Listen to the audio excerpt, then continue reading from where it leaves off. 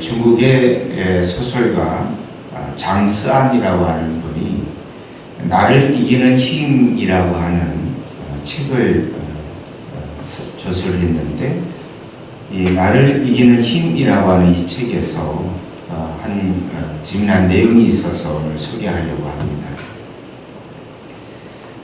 개구리 마을에 젊은 청년들이 모여서 폭포 그 아래에서 폭포가 떨어지는 그 위에까지 높이 올라가는 시합 경주를 하게 되었다고 합니다. 그래서 내노라고 하면 힘 있는 또 용기 있는 개구리들이 폭포 아래 다 모여서 폭포가 떨어지는 그 절벽 위를 오르기 시작합니다.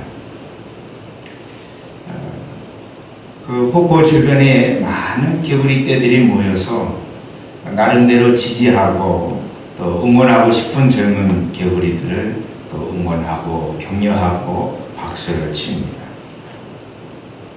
젊은 개구리들이 높은 절벽을 하나하나 안간 힘을 써서 올라가고 있는데, 이를 지켜보고 있던 또 많은 연세 많으신 분들이나 또 여러분들이 그곳에서 이런저런 염려와 걱정들을 해대기 시작합니다.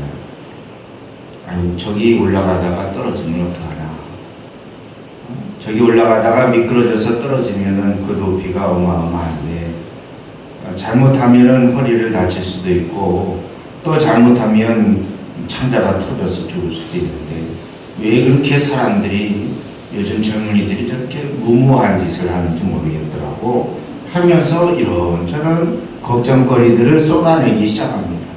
여기서 수근수근하고 저기서 수근수근하고.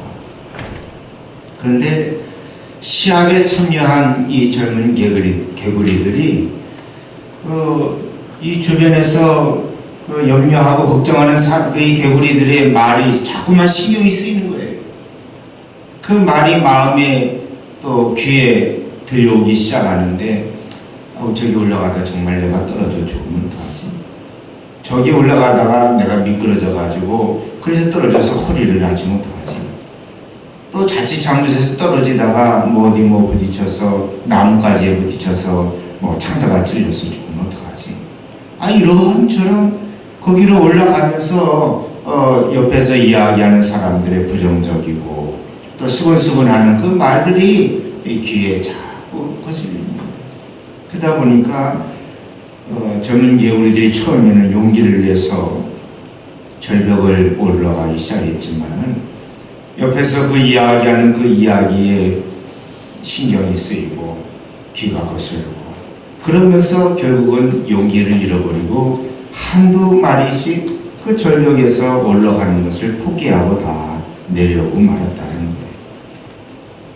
그런데 그 많은 젊은 개구리들 중에서 단 한 마리 젊은 용감한 개구리가 끝까지 그 폭포서 위에까지 경주를 잘 마무리했다고 합니다. 그래 지켜보던 개구리들이 또 함께 경주에 참여했던 여러 개구리들이 너는 어떻게 거기까지 그 위험을 무릅쓰고 거기까지 올라갈 수 있었느냐 라고 하면서 승리의 비결을 물었다고 합니다. 근데 알고 보니까 그 개구리는 청각장애가 있는 거예요. 청각장애가 있어서 옆에서 수근수근하고 옆에서 부정적인 이야기들을 쏟아내는 그 이야기들이 하나 들리질 않는 거예요. 그래서 다른 사람 신경 쓸 거 없이, 다른 사람 말 그거 신경 쓸 것 없이 그냥 앞만 보고 올라간 거예요. 앞만 보고 올라간 거예요. 그러니까 참 어떻게 보면 부정적인 사람들의 말 한마디, 이런 그것은 때로 우리의 힘과 우리의 소망, 이것을 산산조각 내는 경우가 많이 있어요. 누군가 우리에게 악플을 달면, 누군가가 우리에게 악플을 달면 차라리 그 말에 대해서는 눈을 감아버리고 귀를 막아버리는 게 차라리 낫겠다는 거예요. 어떤 연예인이 그런 얘기를 하더라고요. 연예인들이 악플에 시달리는 경우가 상당히 많이 있지 않습니까? 그러다 보니까 어떤 한 연예인은 하는 말이, 저는 악플에 달린 기사를 전혀 보질 않아요. 그 얘기. 좋은 격려의 말도 있지만은 대부분이 악플, 안 좋은 말, 부정적인 말, 비난하는 말들이 더 많다는 거예요. 그래서 본인은 전혀 그 악플 이런 거 신경 쓰지 않고 아예 그거 읽어보려고 생각도 안 한다는 거예요. 요즘 젊은 연예인들이 악플 때문에 시달리면서 때로는 목숨을 달리하는 친구들이 얼마나 많은지 우리가 알 수가 없어요. 여러분, 바울은 빌립보서를 기록하는 데 있어서 바울이 오늘 빌립보서를 기록한 이 환경, 이 상황이 과연 어떤 상황에서 이 빌립보서를 기록했는가 하면은, 이런 빌립보서는 옥중서신이에요. 옥중서신. 에베소서, 빌립보서, 골로새서, 빌레몬서, 이렇게 해서 신약성경에 4가지 서신이 바울이 기록한 서신 중에서 감옥에서 기록한 서신이라고 하는 겁니다. 사도행전 16장에 보면 바울은 애초에 아시아로 건너가서 복음을 전할 그런 계획과 생각을 가지고 있었더랬습니다. 그런데 기도하는 가운데 하나님께서 환상을 보여주시는데, 마케도니아 사람들이 와서 우리를 좀 도와달라고, 우리 좀 도와달라고 손짓을 하는 그런 환상을 보았다는 거예요. 그래서 사도 바울은 기도하는 가운데 오랫동안 계획을 해왔어요. 아시아에 가서 선교해야지, 아시아에 가서 복음을 전해야지, 이런 계획들과 구상들을 하고 있었는데, 어느 날 환상을 통해서 하나님께서 보여주신 그 환상이, 하나님께서 내가 아시아로 가는 걸 원치 않으시고 마케도니아로 가는 걸 원하시는 것 같다. 그래서 기도하는 가운데에 순종하는 마음으로 마케도니아로 건너갔습니다. 마케도니아로 건너가서 가장 먼저 복음을 전한 그곳이 어디냐면 빌립보라고 하는 성이 있어요. 그곳에서 복음을 전하는데 한 여인을 만났어요. 어떤 여인이냐면, 이 여인이 점을 잘 쳐. 점을 잘 쳐. 이 사람들이 와가지고 이야기하면은 뭐 앞날을 다 예언하듯이 막 다 얘기해 주는데, 그것이 그 여인이 얘기하는 대로 그대로 또 다 맞아 떨어져요. 신기하죠.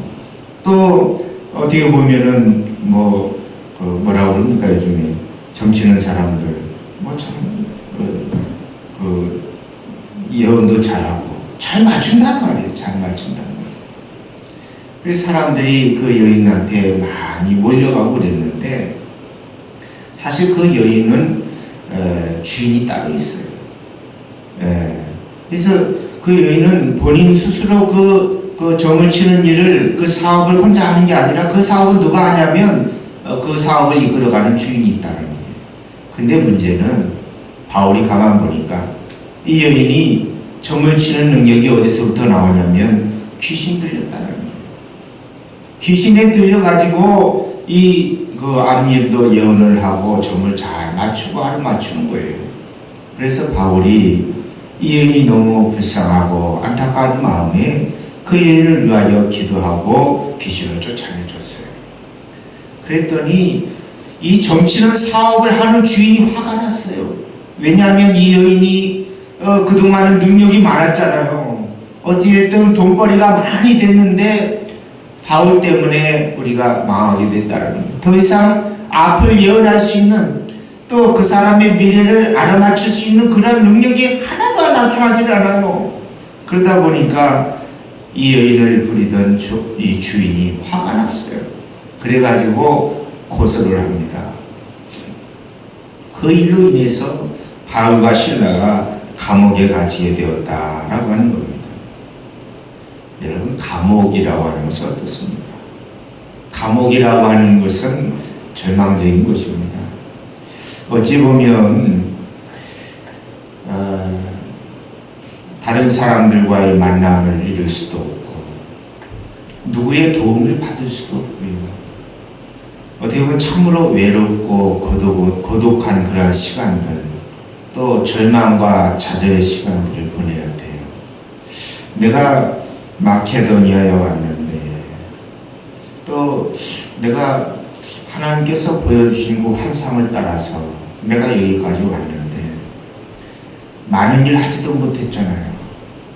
많은 일 하지도 못했어. 귀신 들린 여인 하나 고쳐주겠다고 그 여인을 위해서 이곳에서 기도한 것밖에 없는데, 근데 내가 감옥에 갇히는 신세가 되었어요. 더 이상 바울은 일을 할 수 없어요. 복음을 전할 수 없어요. 다른 일을 해보지도 못했어요. 꿈을 펼쳐보지도 못했어요. 그런데 지금 감옥에 갇히는 신세가 됐다라는 겁니다. 여러분, 어떻게 보면은 우리의 삶 속에서도 감옥이라고 하는 절망적인 환경이 우리의 삶 속에서도 있어요. 우리를 절망하게 하고 우리를 낙심하게 하는 감옥. 때로 우리는 시기와 질투라고 하는 감옥에 사로잡혀 살아갈 때가 많이 있어요. 시기와 질투라고 하는 감옥에 사로잡혀서 헤어나오지를 못하는 거예요. 때로 어떤 사람은 습관적으로 행하는 죄의 감옥에서 갇혀서 헤어나지 못합니다. 여전히 그 길을 걸어갑니다. 그 감옥에서 헤어나지를 못하는 거예요. 어떤 사람은 경제적인 어려움으로 인해서 절망이라고 하는 환경의 감옥에 갇혀 있기도 합니다. 어떤 사람은 우울증과 염려와 근심과 걱정거리를 가득 안고 살아가는 그 감옥에서 갇혀 지내는 경우가 있다라고 하는 거예요. 영국의 시인 바이런이라고 하는 시인이 있는데, 그는 이렇게 말합니다. 인간은 환경의 조롱거리다. 인간은 환경의 조롱거리라는 거예요. 자신이 속한 환경에 가장 많은 영향을 받는 것이 우리 인간이다라는 것입니다. 여러분들, 우리는 좋은 환경에 처하게 되면은 그 환경 속에서 우리는 기뻐하고 즐거워하고 행복을 누리는 것 같아요. 그러나 환경이 조금만 바뀌면 우리는 그곳에서 금방 좌절하고 우울해하고 불행하다고 생각하는 거예요. 여러분, 세례 요한도 감옥에 있었어요. 세례 요한이 감옥에 갇히자마자 그는 믿음이 흔들리기 시작했습니다. 그 이전만 해도, 세례 요한이 감옥에 가기 전만 해도 세례 요한은 확신했어요. 예수님께서 메시아다라는 겁니다.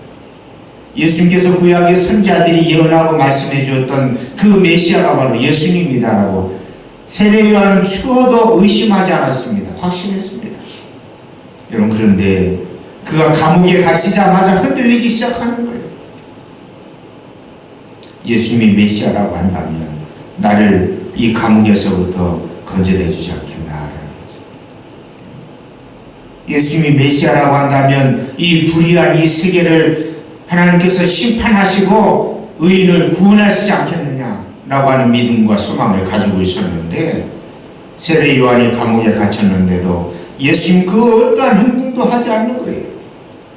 그러자 세례 요한이 자신을 면회하러 온 제자들에게 이야기해서 예수님한테 가봐라. 너희들 예수님에게 가서 한번 물어봐라. 예수님, 당신이 하나님께서 그렇게 말씀하시고 또 구약에서 선지자들이 예언해왔던 그 메시아, 그분이 맞습니까? 한번 물어봐라. 세례 요한의 제자들이 예수님에게 와서 물어보는 거죠. 예수님, 나의 스승 세례 요한이 예수님한테 한번 물어보라고 해서 왔습니다. 예수님이 과연 구약의 메시아가 맞습니까? 선지자들이 예언했던 그분 맞습니까? 예수님께서 말씀하시는 거죠. 누구든지 나로 인해서 실족하지 않는 자는 복이 있다. 여러분, 사람은 누구나 환경의 영향을 받을 수밖에 없어요. 여러분, 그런데 바울은 어떤 환경에 처해 있습니까? 그가 할 수 있는 일이 아무것도 없어요. 그 그 누구 하나 바울을 도와줄 수 있는 사람도 없습니다. 이런 환경 속에서 갇혀 있어요. 바울은 그러한 감옥에 갇히는 신세가 되었다라는 것입니다. 여러분, 그런데 바울은 환경을 초월하고 또 환경을 극복할 수 있는 일체의 비결을 배웠다라고 말씀하고 있습니다. 바울이 비록 감옥에 갇히는 신세가 되었지만 그럼에도 불구하고 그는 절망하지 않았다라는 것입니다.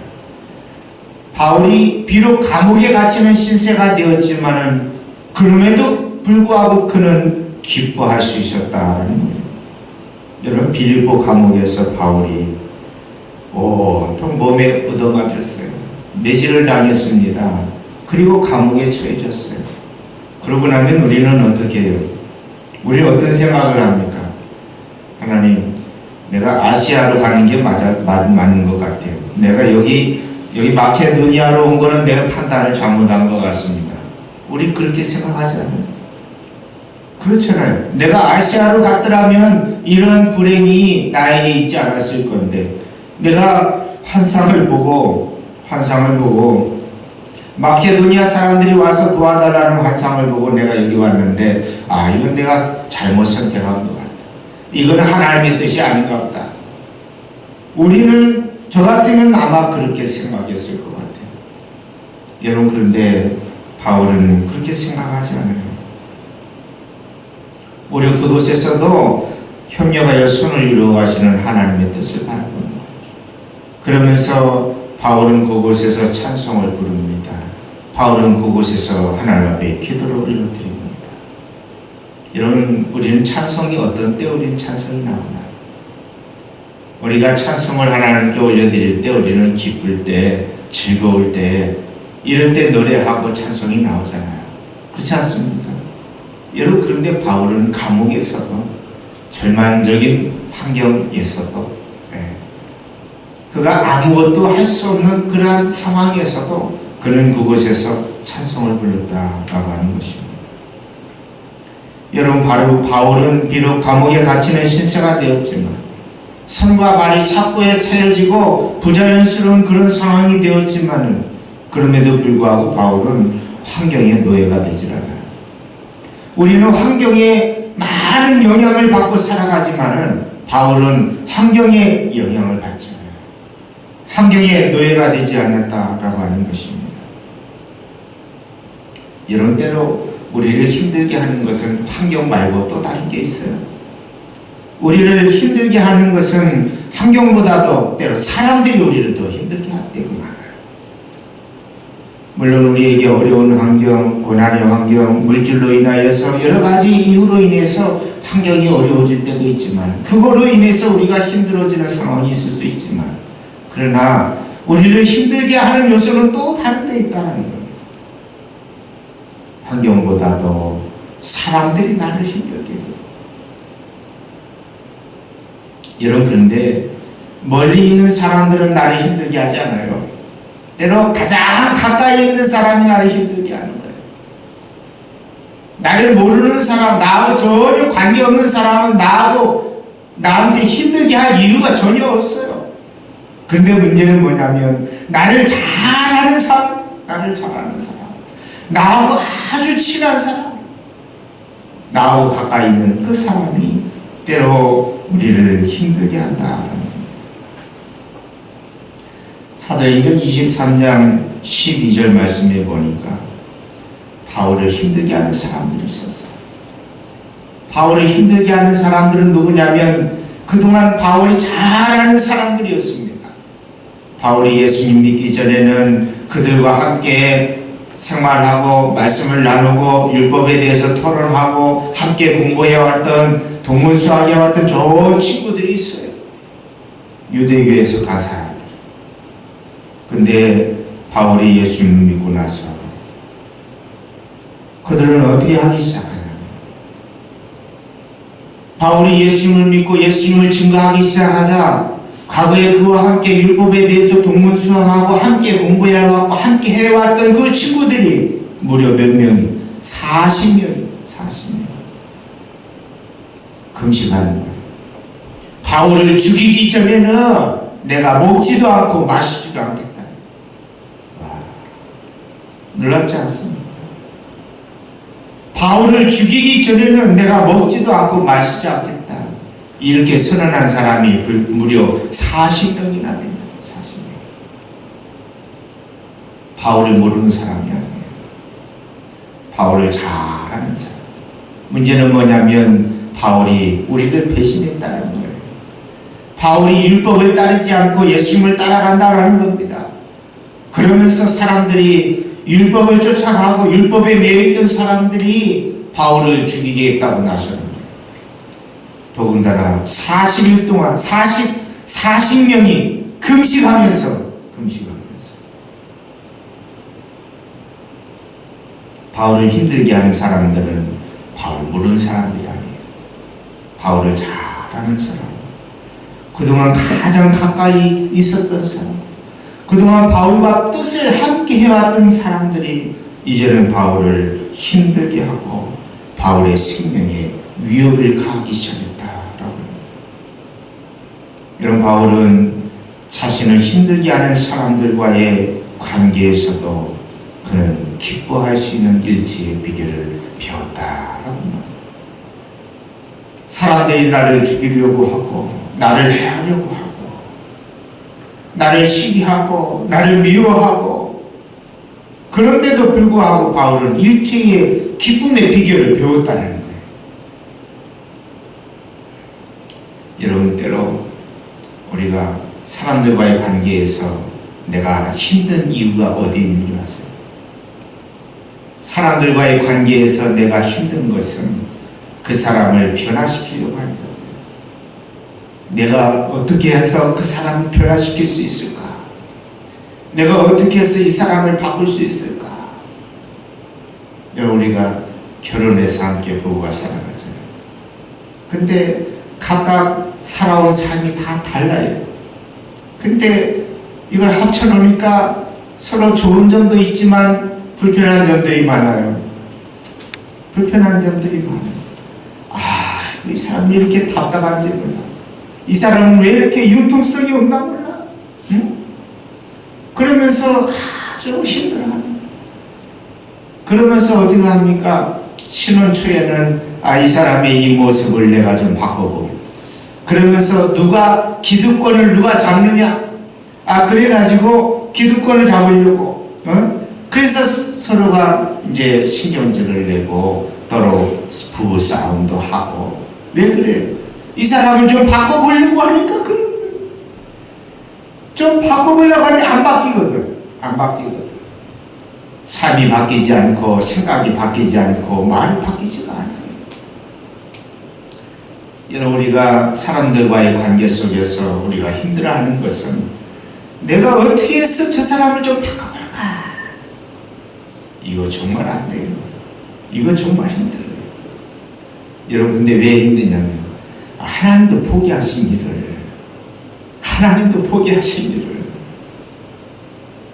내가 무슨 수로 바꿀 수 있겠어요? 여러분, 나는 바꿀 수 없어요. 그러나 그 사람을 변화시키는 능력은 어디에 있냐면 하나님께서 하세요. 내가 할 수 있는 일은 뭐냐면요, 내가 할 수 있는 일은 그 사람을 변화시키는 것, 내가 할 수 있는 일이 아니에요. 내가 할 수 있는 유일한 일은 그 사람을 사랑해 주는 거예요. 부족해도 못나서도 연약해도 그래도 내 사람이니까 그래도 사랑하는 거예요. 자식한테는 그런 마음 갖잖아요. 그렇지 않습니까? 내 자녀가 공부를 잘 못해. 근데도 내 자식이라, 공부 잘하는 남의 자식보다 내 자식이 더 예쁘고 사랑스럽잖아요. 그렇지 않아요? 공부 못해도, 못났어도, 실력이 좀 부족해도 뭐예요? 내 자식이니까요. 그 못난 자식을 바꾸려고 노력해요? 아니에요. 더 많이 사랑하죠. 여러분, 우리가 관계 속에서 사람을 바꾸려고 하지 마세요. 사랑의 마음을 가졌어요. 바꾸려고 하지 말고 사랑해 보세요. 여러분, 그러면 놀라운 일이 일어나요. 내가 그 사람을 바꾸려고 하지 않았는데 나는 다만 그 사람에게 사랑했을 뿐인데 근데 그 사람이 변화돼요. 여러분, 그것이 사랑의 힘인 줄로 믿습니다. 현대인들을 힘들게 하는 게 또 하나 있어요. 현대인을 힘들게 하는 것은 염려와 근심, 걱정이에요. 현대사회에서 가장 많이 팔리는 약이 뭐냐면 신경안정제라. 신경안정제. 여러분, 우리는 과거 어느 때보다도 풍요로운 삶을 누리고 있습니다. 제가 어저께 처음으로 이제 수박을 하나 갈라서 먹어봤는데, 원래 요즘 수박 나오는 철이 아니잖아요. 수박 나오려면 언제 나와요? 수박이 나오려면 한 7월 말이나 한 8월 때 돼야 수박 참외 여름 과일을 먹을 수 있지 않습니까? 강원도 고성에 가면은 이승만 대통령 그 별장이 화진포 쪽에 있거든요. 근데 화진포 쪽에 그 이승만 대통령 옛날 그 별장이 처음 공개되었을 때에 그때의 기자의 신문 기사에 어떤 기사가 나왔냐면 수박이 나오는 철이 아닌데 거기 수박이 있다라는 거예요. 그러면서 국민들이 깜짝 놀랍니다. 아, 이런 시절 이런 계절에 어떻게 수박을 먹을 수 있느냐는 거죠.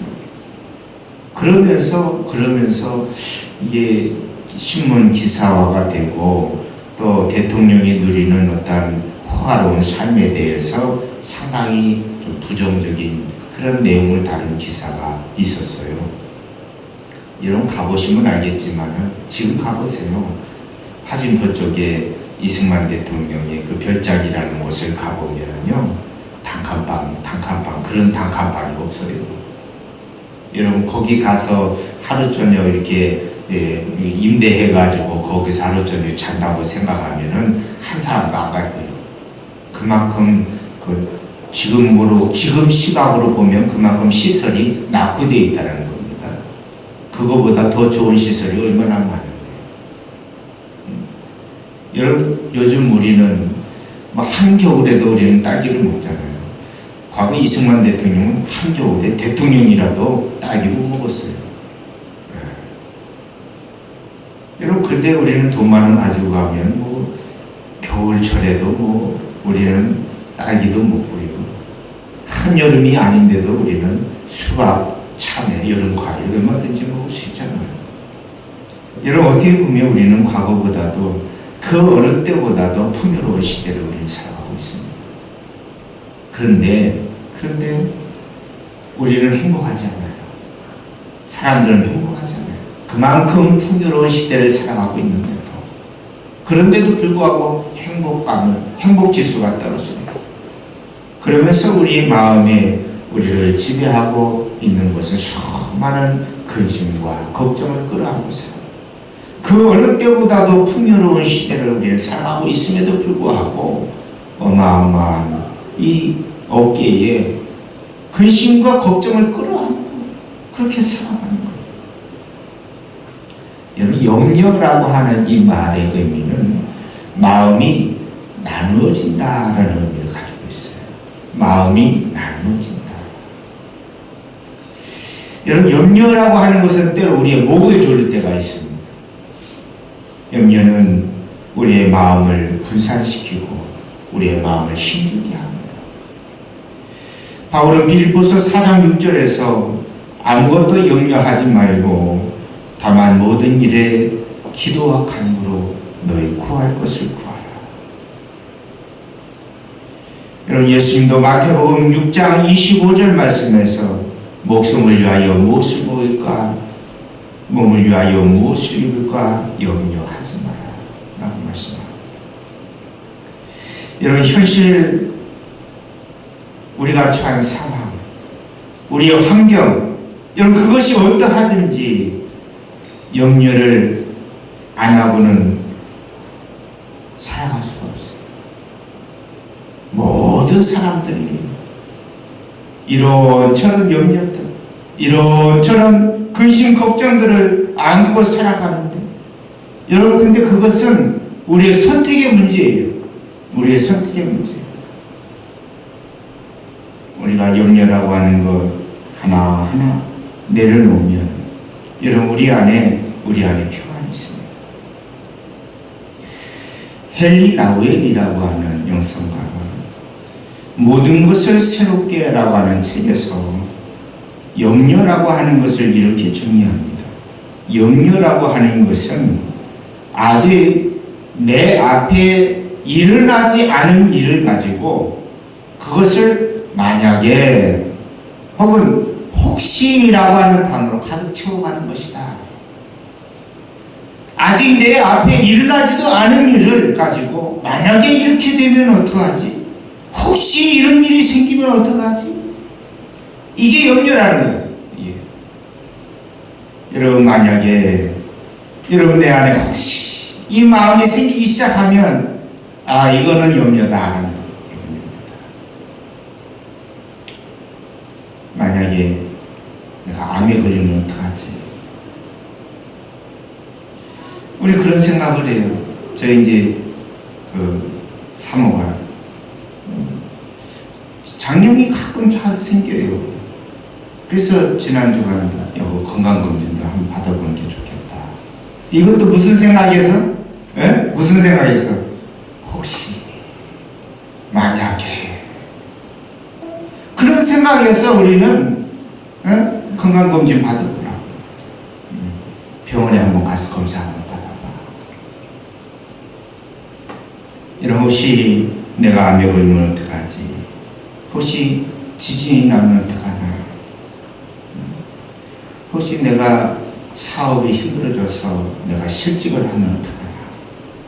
혹시 직장에서 지금 일이 없어서 직장에서 구조조정하면서 직장에서 그만 나오라고 하면 어떡하나? 자동차를 타고 가다가 혹시 또 사고가 있으면 어떡하나? 여러분, 우리의 생각 속에는 대부분의 많은 염려들이 나의 삶 속에서 주어지지 않은 일, 벌어지지 않은 일을 가지고 우리는 걱정하고 살아갑니다. 그런 일들이 우리는 얼마나 많은, 어떻게 보면은 그런 일들로 인해서 우리는 불면증에 시달리게 되고, 그런 일로 인해서 우리는 두통을 앓게 되고, 때로 소화불량이 오고 위궤양이 오고, 뭐 때문에? 염려 때문에. 바울은 오늘 본문에서 아무것도 염려하지 말라. 아무것도 염려하지 말라. 여러분, 우리가 염려를 내려놓을 수 있는 유일한 길은 오늘 바울 사도가 오늘 본문에서 말씀해 주고 있어요. 우리가 염려를 떨쳐낼 수 있는 유일한 길은 바로 무엇이냐면 기도하는 거예요. 아무것도 염려하지 말고 다만 모든 일에 기도와 간구로. 여러분, 염려를 내려놓을 수 있는 유일한 길, 그것은 기도밖에 없어요. 여러분, 기도가 우리에게 유익한 것은, 기도가 우리에게 좋은 것은 무엇이냐면 우리가 가지고 있는 염려, 우리가 가지고 있는 근심, 걱정, 이걸 하나님한테 맡길 수 있어요. 하나님의 손에 올려드릴 수 있어요. 나의 불투명한 미래, 우리 젊은이들 이것들로 인해서 많은 고민이 있고 걱정이 있어요. 그런데 나의 삶도 나의 미래도 하나님의 손에 맡겨드릴 수 있어요. 여러분, 하나님 앞에서 내 염려의 정체를 다 드러내세요. 내가 무엇 때문에 지금 불안해하고 있는가? 내가 지금 무엇 때문에 잠 못 이루고 있는가? 내가 지금 무엇 때문에 마음이 이렇게 불편하고 내 안에서 분노가 솟아오르고 내가 왜 이것 때문에 힘들어하는가? 여러분, 내가 힘들어하고 있는 그 염려의 정체를 하나님 앞에서 드러내세요. 여러분, 그러면 놀라운 일이 일어나요. 내 안에 있는 두려움, 내 안에 있는 걱정, 내 안에 있는 근심과 걱정을 하나님 앞에 드러내면요, 순간 그 모든 염려는 사라져버립니다. 모든 염려가 사라져요. 정말 신기한 일이 일어나는 거예요. 내가 하나님 앞에 기도하면서 내 염려를 하나님 앞에서 그 정체를 드러냈을 뿐인데, 그러고 나면 평안이 와요.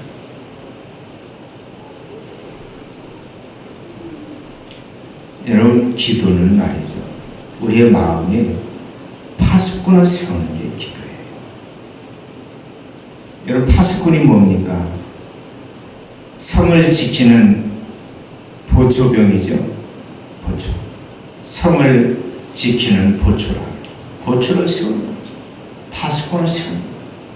왜? 염려가 내 안에 들어오지 못하도록, 근심 걱정이 내 안에 들어오지 못하도록 문 밖에 보초병을 세워놓는 거예요. 문 밖에 파수꾼을 세워놓는 거예요. 더 이상 내 마음의 문에는 너 염려라고 하는 정체, 너 근심이라고 하는, 너 걱정이라고 하는 거 더 이상 내 마음에 들어오지 못해. 그러면서 파수꾼을 세우는 것이 뭐다? 기도다. 여러분, 우리는 말이죠, 이 염려라고 하는 게 내 마음의 문을 놓고 합니다. 그러면 아무런 거리낌 없이 문을 활짝 열어놔. 그러니까 염려라고 하는 것이, 근심이라고 하는 것이 그냥 들어와 버려요. 그냥. 여러분, 근심 걱정이 내 마음을 놓고 한다면 문을 걸어 잠그세요.